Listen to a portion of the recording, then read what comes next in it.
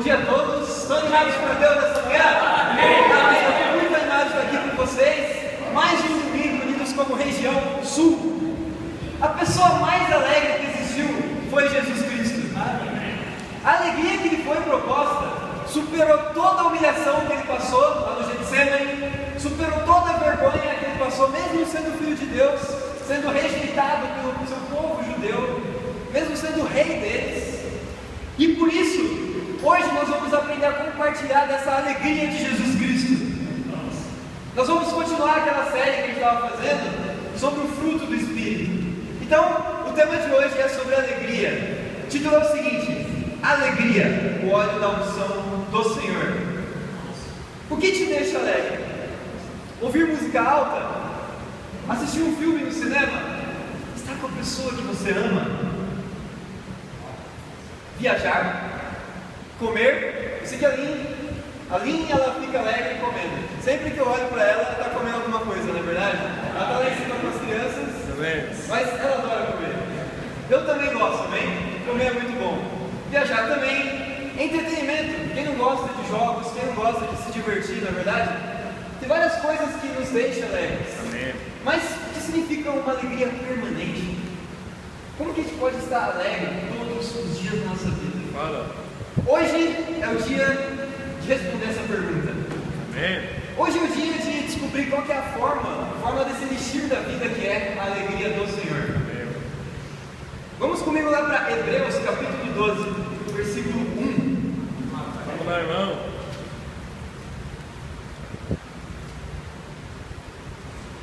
A gente pode se perguntar também o que nos deixa tristes: sofrimento, dor, doenças, não se sentir amado, solidão, desemprego, falta de sucesso na área acadêmica, na área de relacionamentos, matrimônio.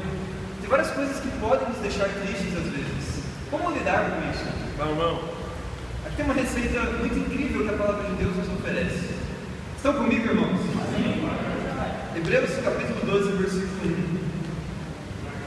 Portanto, também nós, uma vez que estamos rodeados por tão grande nuvem de testemunhas, livremos-nos de tudo que nos atrapalha e do pecado que nos envolve, e corramos com perseverança a corrida que nos é proposta, tendo os olhos fitos em Jesus, autor e consumador da nossa fé.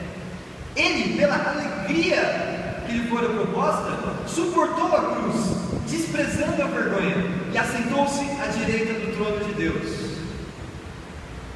Pense bem naquele que suportou tal oposição dos pecadores contra si mesmo, para que vocês não se cansem nem desanimem. Amém? Amém. Por que você fica pensando dia a dia? Enquanto eu prego a palavra de Deus aqui na frente, o que você está pensando? Às vezes o nosso foco não é na palavra de Deus. Tem alguns pensamentos sobre coisas que você passou durante a semana que te levam à distração. E é muito interessante aqui que fala sobre Jesus Cristo. Que Jesus Cristo, a Ele foi proposta uma alegria vinda de Deus. Essa alegria foi maior do que a vergonha que Ele passou no Getsemane. Foi maior do que a humilhação que Ele passou quando Ele carregou a cruz dele. Irmãos, Jesus Cristo teve o maior sofrimento que qualquer ser humano poderia ter. Colocaram uma coroa de espinho nele, de tal forma que, como a cabeça é a região mais vascularizada do corpo humano, intenso sangramento acontecia com Jesus Cristo. Colocaram um manto nas costas dele depois de açoitar severamente. As costas ficaram tão desfiguradas que sangue corria insistentemente, e quando eles colocavam a capa, o sangue grudava, e eles tiravam, removiam aquela capa. Isso lhe ocasionava intensa dor, como se fosse tirando um véu do não. Jesus Cristo, irmãos, Ele passou por mais humilhações, cuspiram na cara dele, deram murros, tapas. Você pode imaginar o quanto que Jesus sofreu nessa situação? Como se não bastasse, Ele teve que carregar a sua própria cruz. Mesmo com todas essas dores, as pessoas, os próprios judeus que eram povo dele, se curvavam perante a Ele e adoravam de uma forma irônica. Salve Rei dos Judeus! Mesmo com tudo isso acontecendo, E ele carregava uma vara também, que simbolizava o cetro dele. Pegava essa vara e batia na cabeça dele. Mas mesmo assim, a palavra de Deus diz que ele estava alegre. Fala que essa alegria que Deus propôs para ele fez com que ele ignorasse, desprezasse toda essa vergonha. Nós temos que ser assim também, irmãos. Não tem nenhum tipo de luta que pode nos fazer desanimar quando a gente pensa em Jesus Cristo, porque esse sim sofreu verdadeiramente. O primeiro ponto de hoje é o seguinte: desvie-se das distrações, antes que elas desviem sua fé. Desvie-se das distrações antes que elas desviem sua fé. A forma de você se focar em Jesus Cristo, lembrar dessas coisas, aqui diz, é de duas maneiras. Você tem que se livrar do pecado que te envolve e também das coisas que atrapalham. Em outras palavras, são essas distrações ou preocupações do dia a dia. 2 Coríntios, capítulo 10, versículo 5.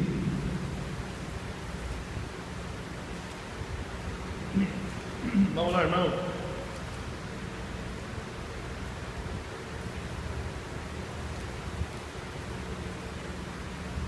É interessante que Hebreus fala que não é só do pecado que a gente tem que se livrar, é das coisas que nos atrapalham, que não necessariamente são pecados. Vamos entender aqui um conceito bíblico. 2 Coríntios capítulo 10, versículo 5. Destruímos argumentos e toda pretensão que se levanta contra o conhecimento de Deus, e levamos cativo todo pensamento para torná-lo obediente a Cristo. Amém? Aqui fala um tesouro aqui da palavra de Deus, que nós devemos tornar cativo todo pensamento, tornar ele obediente a Cristo. O que significa isso, irmãos? Sempre que vier tentações, sempre que vier pensamentos negativos, sempre que vier preocupações, você deve pegar esse pensamento individual e tornar ele obediente a Cristo. Você captura o pensamento e você muda ele. Ou seja, você nega a si mesmo. Dessa forma que nós podemos manter o foco na cruz de Cristo, irmãos. Nós nos livramos das distrações. Agora, eu estou morando com 9 discípulos numa república lá no Butantã, e um deles é o João Carlos. Então é muito legal estar com discípulos, a gente se anima juntos, a gente come pizza junto, faz bagunça junto. Bagunça é normal, 10 pessoas, imagina a cozinha como é que é, né?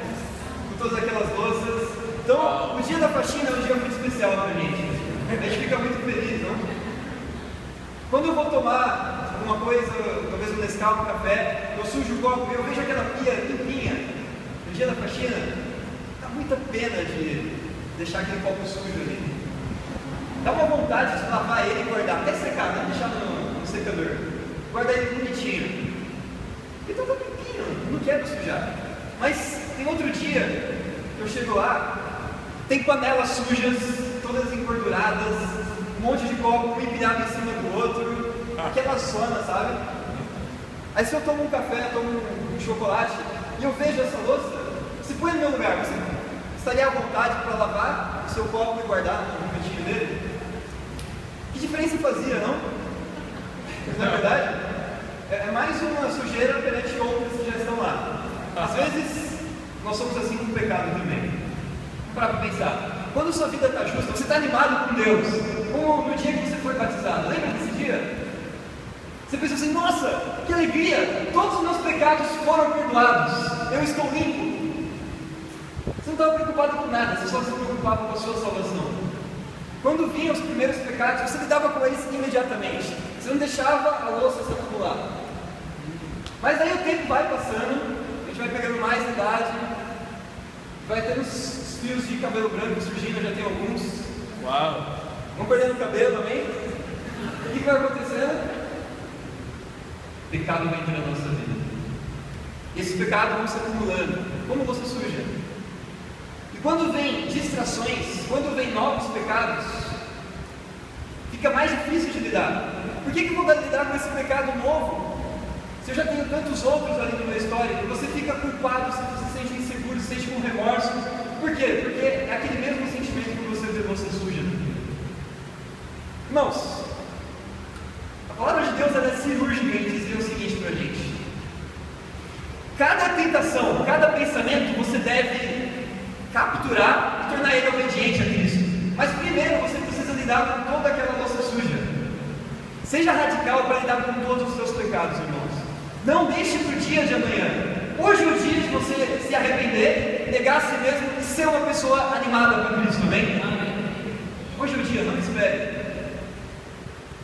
Temos que ser urgentes em nos arrependermos, irmãos. Não deixe que as distrações da vida te desviem. Desvie você das suas distrações.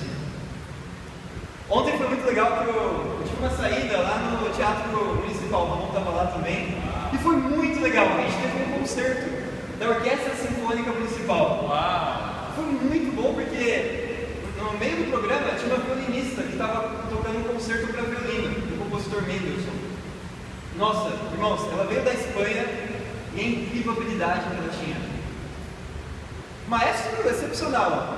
Só como regente ele dançava lá, a interpretação era fantástica. Ele mantinha o ritmo da orquestra, tinha que saber como cada instrumento estava executando, tanto o timbre quanto o ritmo, técnica e etc. E a violinista também tinha que acompanhar a orquestra, mas ao mesmo tempo ela tinha que ter a virtuosidade do instrumento dela. Ela tinha que concentrar nas notas que ela tinha que tocar e também a harmonia e ritmo e etc. Foi um desempenho incrível, parecia um milagre, irmãos. O jeito que ela tocava, você via a paixão dela também, o gesto corporal dela, tudo foi incrível. Mas por que ela conseguiu um êxito tão grande? As pessoas aplaudiram no final. Porque ela teve foco. Ela não se distraiu com nada, ela estava focada no instrumento dela, na sua interação com a orquestra. Irmãos, Deus está orquestrando a nossa vida agora. Cada evento que está acontecendo agora é da permissão de Deus. Ou Deus está agindo, ou Deus está permitindo que aconteça para o seu bem. Amém. E você deve se harmonizar com o agir de Deus. Você deve ser um virtuoso cristão. Executar o seu instrumento com tamanha habilidade. Amém. De que forma que você faz isso? Focado. Não deixe distrações atrapalhar você, irmão. Quero animar você com esse primeiro ponto. Nunca perca o foco. Se você está com dificuldade de achar emprego, nunca perca o foco. Se você vai ter semana de provas, nunca perca o foco. Amém. Se você quer aprender a dirigir, nunca perca o foco. Amém. Em qualquer situação da sua vida, sempre mantenha os olhos fitos em Jesus Cristo. Amém? Amém. Vamos voltar para Hebreus, capítulo 1 agora.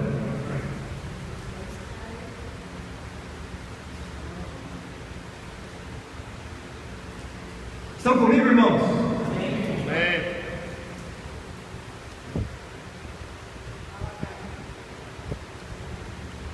A gente viu na primeira escritura que a alegria proposta por Deus para Jesus foi isso que fez ele superar a vergonha. Vamos ver como que Deus propôs essa alegria para Jesus aqui nesse versículo. Hebreus capítulo 1, versículo 8. Mas a respeito do Filho diz: o teu trono, ó Deus, subsiste para todos sempre. Cetro de equidade é o cetro do teu reino. Amas a justiça e odeias a iniquidade. Por isso, o teu Deus escolheu-te dentre os companheiros, ungindo-te com o óleo da alegria. Na cultura judaica, o óleo ele representava alegria. A pessoa que tinha abundância de óleo, ela era alegre. A pessoa que tinha falta, ela era triste. Sempre teve esse aspecto na cultura judaica. O óleo era usado para vários fins diferentes. O óleo era usado para cura de doenças. Se você olhar a parábola do bom samaritano em Lucas 10, você vai ver que aquele bom samaritano ele cuida do doente aplicando azeite na ferida. Então o óleo sempre foi usado por fins medicinais lá no Antigo Testamento. O óleo também era usado para ungir pessoas. O que significa a palavra ungir? Ungir significa consagrar, separar para uma utilidade específica, espiritual. Então, objetos e pessoas eram ungidos para a consagração, especialmente profetas e reis.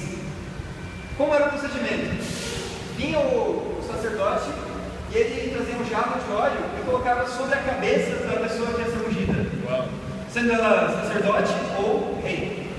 Então essa pessoa, ela recebia o óleo e ela, especialmente, era designada e escolhida para exercer alguma função. Hoje em dia, esse óleo representa quem? O Espírito Santo, amém? Amém. Quando você se batizou, você recebeu a unção do Espírito Santo.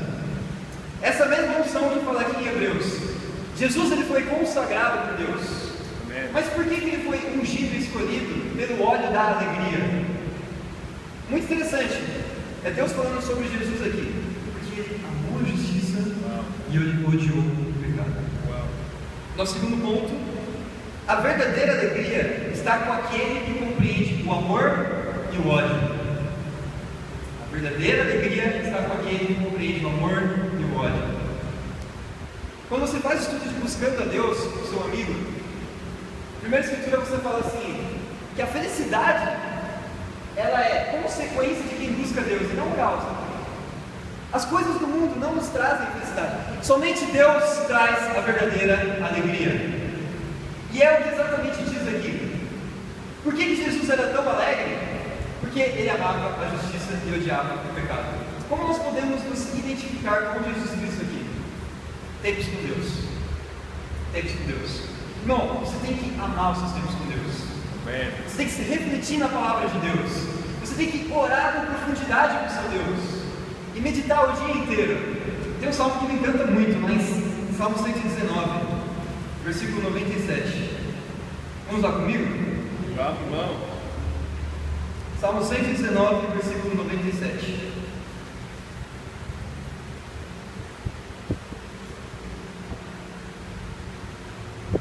Estão comigo? Isso é Davi falando. Como eu amo a tua lei, medito nela o dia inteiro. Uau, olha que Davi fala aqui que ele ama tanto a palavra de Deus, ele ama tanto a lei de Deus, ama tanto a justiça, que ele medita nela o tempo inteiro. Isso é mais uma forma de você se livrar de distrações do dia a dia. É meditando nos seus tempos com Deus. Irmãos, tempos com Deus não é só de manhã. É durante a tarde também, é durante a noite, durante todo o seu dia. Mas para você meditar o dia inteiro, que horas você tem que ter o seu tempo com Deus? De manhã. Um soldado que vai para a batalha, ele tem que vestir sua armadura antes da batalha começar, não depois dela terminar. Não adianta chegar e ver tudo destruído, a guerra acabou, não há nada que se fazer. Nós temos nossa batalha no dia a dia. Temos que nos preparar, irmãos, durante a manhã. Vestir a nossa armadura, que é a palavra de Deus, amém? É isso que nos vai fazer pessoas alegres. Nós vamos ser ungidos com esse mesmo óleo de Jesus Cristo. O verdadeiro homem ou mulher de Deus, que é feliz, ele tem prazer na justiça. Amém. Eu quero dar alguns pontos práticos de como vocês podem ter tempos com Deus de qualidade, amém? Uma coisa que eu faço muito, irmãos, então eu começo pela oração, depois eu faço a leitura bíblica. A ordem não importa, é como um relacionamento. Todo relacionamento tem que ter diálogo. Você fala com a pessoa, você ouve também. Com Deus é a mesma coisa. A gente fala com Deus através da oração. E nós ouvimos a Deus através da palavra. Por isso que a gente chama de tempo com Deus. É um momento que você tem especial e você está no seu quarto. Você pode estar no seu quarto, você pode ajoelhar, orar a Deus. Por que ajoelhar? Porque quando você ajoelha, você está sentindo a dor. E a dor ela ajuda você a se concentrar.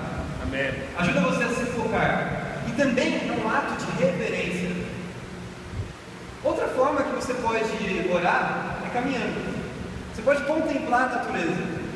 Essa é a minha forma preferida de orar. O que eu faço? Eu saio de casa, normalmente eu passeio lá perto, às vezes na USP que tem praças.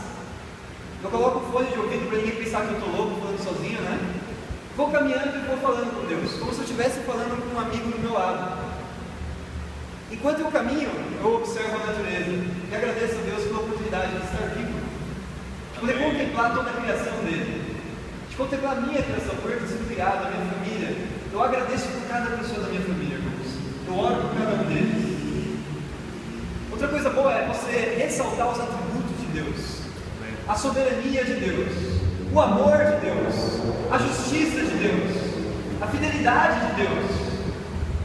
É muito importante, irmãos, reverenciar a Deus, santificar o nome dele. Outra coisa que eu faço na oração, eu sempre começo com coisas que estão no meu coração. Ao invés de fazer um programa de oração, eu começo falando o que eu estou sentindo. Deus, hoje eu estou animado, eu estou feliz. Deus, hoje eu estou passando por um problema, isso está me tirando a concentração, me ajuda, Pai. Alguma coisa está acontecendo naquele dia. Depois que eu orei por essas coisas, agora eu venho com um programa. As minhas 5 orações do ano. O que são essas 5 orações? São 5 orações que aos olhos do ser humano é impossível, mas para que Deus é possível. Por exemplo, estamos orando para que o Flávio consiga namorar, amém? Parece impossível, mas para Deus é possível, irmão. Então a gente crê nesse milagre. Vamos orar pelo Flávio, amém? Irmãos, é muito importante você ter essas 5 orações, porque a perseverança Deus abençoa. Quando você ora todos os dias para aquele pedido, é como se estivesse batendo na porta de Deus. Um dia Ele vai atender você. Amém. Deus responde orações de 3 formas: sim, não ou depois. Legal. Tem orações que Deus atende na hora, irmãos. Outras orações Deus nega, que não é para o seu bem. Não fique desamparado, triste, se Deus não atende sua oração. Tem outras orações que você tem que esperar o tempo de Deus. Tem orações que Deus demora 10 anos para atender. Tem outras orações que demoram algumas semanas. É muito importante a gente perseverar nas nossas orações.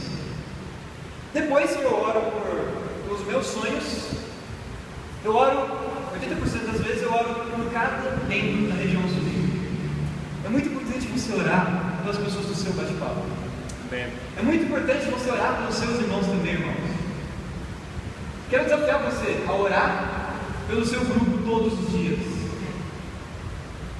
E como eu termino a oração, eu oro a Deus agradecendo pelo dia, eu oro a Deus agradecendo por ter o que comer, pedindo para Ele suprir minhas necessidades básicas e etc.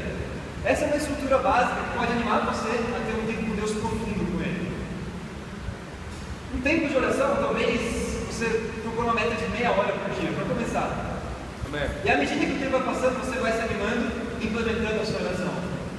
Agora, com relação à palavra de Deus, existem várias formas de você ler a sua Bíblia. Amém. Uma forma que eu recomendo muito é você ler capítulo por capítulo. Sim. Seleciona um livro da Bíblia, por exemplo, o livro de João, lê 2, 4, 8 capítulos por dia. Amém. Se você quer fazer uma leitura mais aprofundada, lê um capítulo por dia, mas com anotações. Anotações é algo que ajuda bastante também. Outra coisa que ajuda é ouvir sermões na internet. No site da nossa igreja, nós temos vários e vários sermões do Raul, do meu, do Danilo, do Renato. E também tem sermões em inglês do Keep. Você pode colocar a legenda aí embaixo para traduzir. É muito importante, irmãos, a gente ouvir sermões, porque ali já vem mastigado para você. Porque às vezes a gente tem dúvidas, né? A gente está lendo a Bíblia e aparecem coisas difíceis. Então é muito importante a gente acompanhar as séries que são pregadas. Então, Raul agora está pregando sobre 1 Reis, já pregou sobre 1 e 2 Samuel, você pode acompanhar lá e ter seu tempo com Deus em cima, amém? Amém.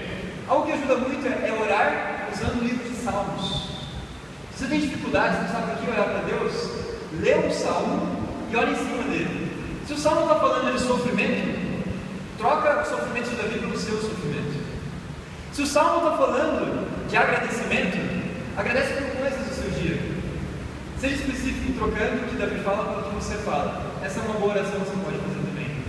Então tem várias formas. Você pode também pesquisar no Bible Hub. Bible Hub é um site que tem toda a Bíblia. Você pode buscar palavras-chave. Vamos supor, eu quero pesquisar sobre alegria, que é o tema de hoje. Eu digito a palavra alegria lá na busca e vejo todos os lugares da Bíblia que aparece a palavra alegria. E monto meu tempo com Deus. Tempos com Deus temático também ajuda.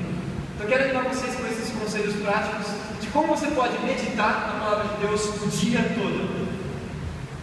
Amém. Vamos entender melhor sobre a unção? Olha lá em Êxodo, capítulo 40.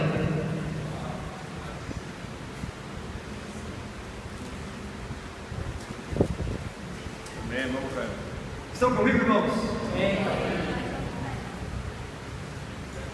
Êxodo, capítulo 40, versículo 12 ao 15.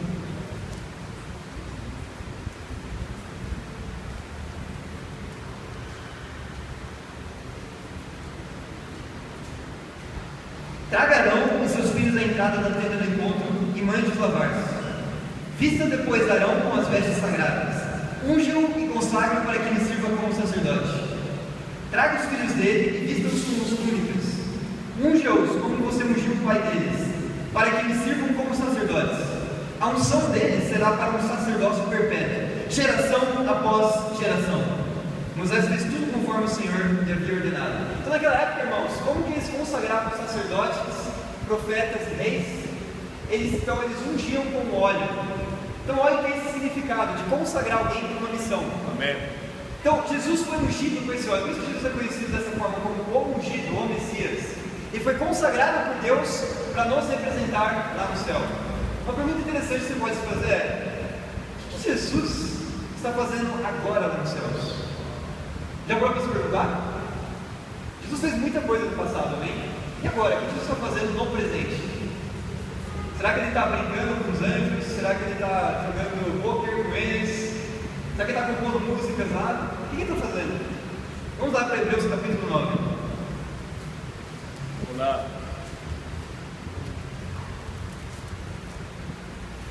Do 24 até o 26.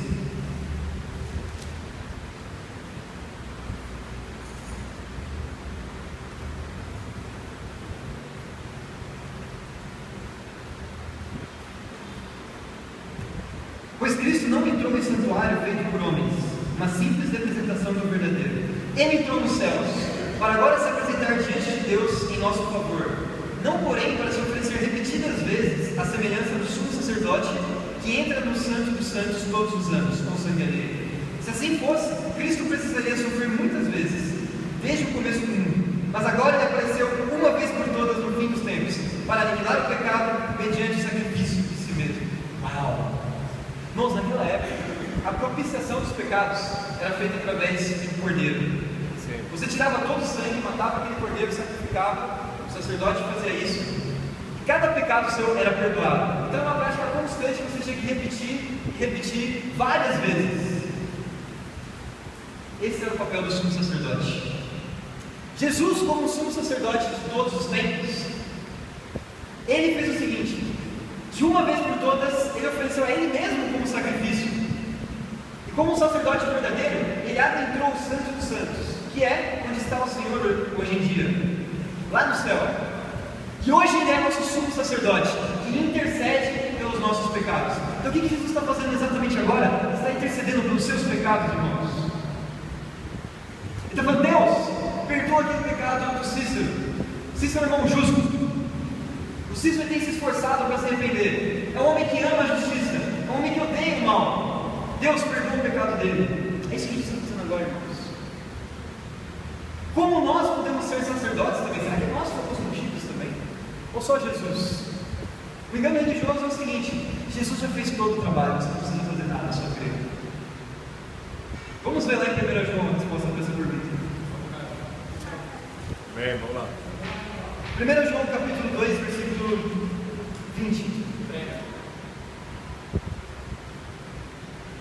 Isso aqui é João, o apóstolo, falando com discípulos. Muito interessante o que ele diz aqui. 1 João capítulo 2, versículo 20. Mas vocês têm uma unção que procede do santo, e todos vocês têm conhecimento.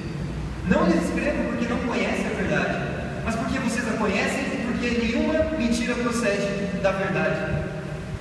Versículo 27. Quanto a vocês, a unção que receberam dele permanece em vocês. Não precisam que alguém os ensine, mas com a unção dele recebida, que é verdadeira e não falsa, os ensina acerca de todas as coisas. Permaneçam nele como ele os ensinou. Irmãos, assim como os sacerdotes eram chamados para representar causas perante Deus, assim como Jesus foi chamado para representar nossas causas perante Deus, você hoje também é chamado por Cristo para tirar o pecado das pessoas ali fora. Você é chamado para evangelizar o mundo. Você é chamado para odiar o pecado das pessoas. Não odiar o pecador, mas o pecado da vida delas. Chamar pessoas para o arrependimento. Porque você foi ungido por Deus. Você tem o selo do Espírito Santo, irmão. Para levar você essa manhã a entender que você foi escolhido. Cada um de vocês. Todos vocês são sacerdotes de Deus. E essa unção é da alegria. Você tem que estar animado. Nossa, eu fui escolhido. 7 bilhões de pessoas. Eu fui chamado. Uau. Alguém compartilhou a fé comigo. Hoje eu sou discípulo de Jesus. Não tem motivo nenhum para estar triste. Eu estou ungido pelo óleo da alegria. Amém. Esse é o nosso título de hoje. As coisas do mundo não trazem felicidade. Somente essa alegria nos traz Deus. Fama, dinheiro, entretenimento. São as 3 coisas que as pessoas mais buscam para ser felizes. Vou dar 3 exemplos de pessoas que tinham essas 3 coisas, mas eram infelizes. Tinha um ator de filme muito famoso chamado Robin Williams. Robin Williams fez filmes muito incríveis, como por exemplo Uma Noite no Museu. Foi esse último filme. Ele foi agraciado com vários prêmios, se eu não me engano ele ganhou o Oscar também. Robin Williams era um cara incrível, aclamado, tinha prestígio, status, dinheiro. Nossa, ele sofreu de depressão. A forma como ele morreu, ele se suicidou no seu quarto. Pessoas acharam ele enforcado lá. Toda a fama que ele tinha não lhe proporcionou felicidade. Michael Jackson. Ninguém vendeu tantos discos CDs como Michael Jackson. Ele é algo incrível, não? Fez muito sucesso, irmãos. Mas Michael Jackson não era uma pessoa feliz também. Ele tinha que recorrer a drogas, coisas assim. Chico Anísio é um dos maiores humoristas que o Brasil já teve. Ele fazia pessoas dar risada, ele trazia diversão para todo mundo. Quem não lembra da historinha do professor Raimundo? Os papéis que ele fazia no Zorra Total, Chico Anísio era o mestre do humor. Isso era uma pessoa dos antigos. Chico Anísio sofreu de depressão, dá para acreditar nisso? As únicas pessoas que são felizes, além dos discípulos, são crianças. Eu fui lá em cima, estava dando aula para os professores das crianças, era incrível, irmãos. Como o Miguelzinho e o Pedrinho se divertiam. Eles não estavam preocupados, sabe, com coisas da vida, com relacionamentos, com estudo. Eles estavam animados, curtindo a piscina de bolinhas. Por isso que Jesus fala, cuide as minhas criancinhas, porque o reino dos céus pertence aos que são semelhantes a elas. Irmãos, siga o exemplo das crianças. Nós, como discípulos, temos que ser animados. Não vamos nos animar pelas coisas do dia a dia, pelas coisas do mundo. Vamos nos animar com Deus, amém? Amém. O terceiro ponto. Vamos lá para Hebreus 12. Continuar o que a gente estava lendo no começo, amém? Amém, meu irmão. Versículo 4. Estão comigo, irmãos? Na luta contra o pecado, vocês ainda não resistiram até o ponto de derramar o próprio sangue.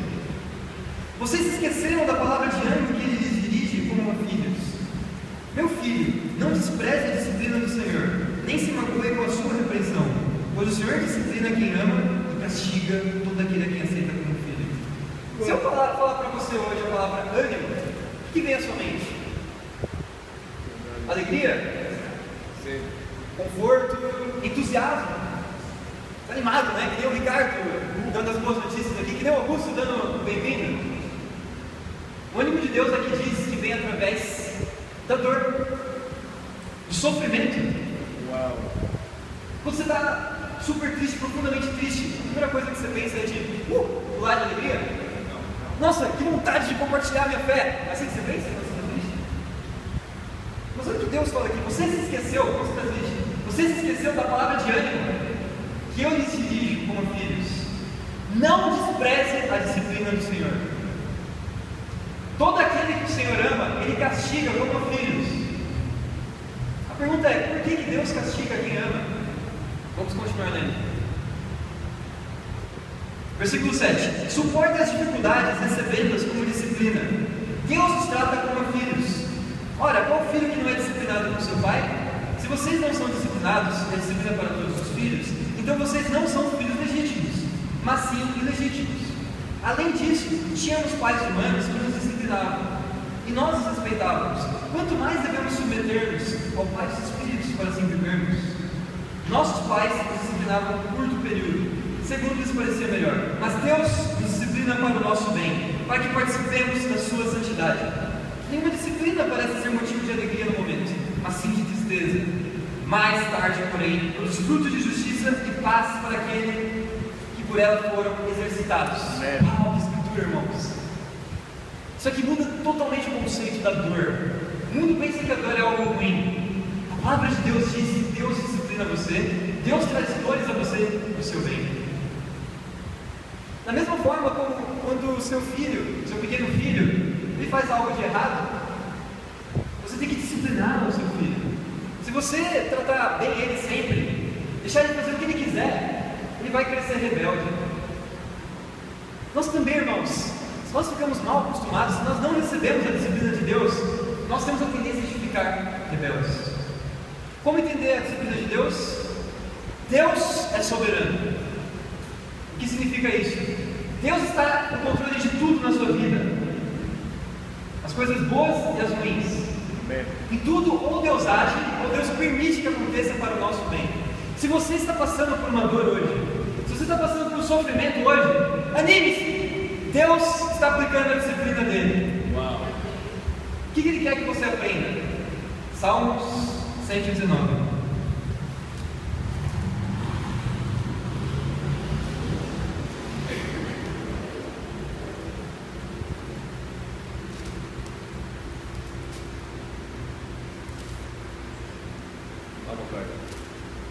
Versículo 71.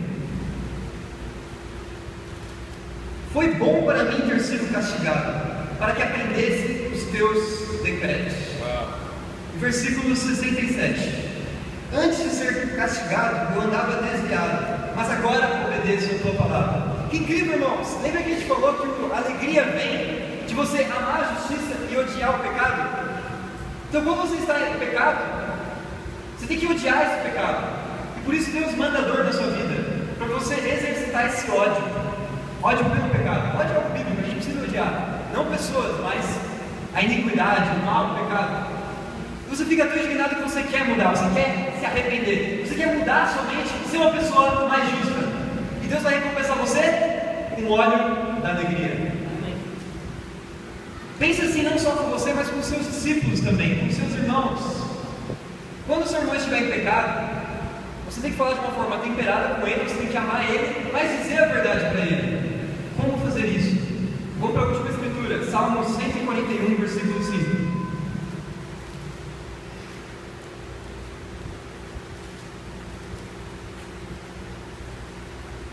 Salmo 141, versículo 5. Estão comigo, irmãos? Fira-me o justo com amor leal e me repreenda, mas não perfume a minha cabeça com óleo do ímpio, pois a minha oração é contra as práticas dos malfeitores. Irmão, unja com óleo da alegria o seu discípulo. Leve o seu amor na forma de repreensão também. Claro, com muito amor, com muito cuidado, muita sabedoria, mas você deve alertar o seu discípulo, ou seu irmão, de um pecado que ele está vivendo. Por isso que o discipulado é algo incrível, irmãos. É a chance de ajudar a pessoa a se arrepender dos seus pecados, a entender a soberania de Deus. Então esse óleo da unção, irmãos, tem um papel muito significativo. O nosso terceiro ponto se chama assim: não espere a situação mudar, mude o coração. Não espere a situação mudar, mude o coração. Às vezes você está pensando assim: nossa, eu vou esperar as circunstâncias mudarem para eu mudar o coração. Agora, eu estou trabalhando muito, eu não tenho tempo para compartilhar minha fé, eu não tenho tempo para orar, eu não tenho tempo para ler a Bíblia, eu não tenho tempo para estar no culto no horário certo. Eu vou esperar Deus mudar meu emprego, eu vou esperar mudar de curso ou de faculdade, para aí sim mudar mais o meu coração para evangelizar. Não, irmãos, não é assim. Você precisa usar a situação que Deus te deu para glorificar o nome dele. E é por isso que Deus disciplina. Toda situação de disciplina que Deus te dá é para você entender isso. Que esse é o momento. Agora é a hora. Independente do que você está passando, você está desempregado, você está tem uma semana de prova, você precisa estudar, você está desanimado. Tudo isso é para você pensar: eu preciso mudar o meu coração e usar a situação que eu estou vivendo para dar glórias ao nosso Deus. Quero animar vocês com esses 3 pontos, e principalmente de você amar a justiça, de você odiar o pecado na sua vida, na vida das pessoas, e trazer essa unção do óleo do Espírito Santo para os seus entes queridos, para os seus irmãos amados e para os perdidos também. Vamos ser pessoas animadas, vamos abandonar a tristeza e deixá-la de lado. tratar cada dia como um dia especial para Deus, se focar em Jesus Cristo, se livrar das estações e dar muita glória para Ele.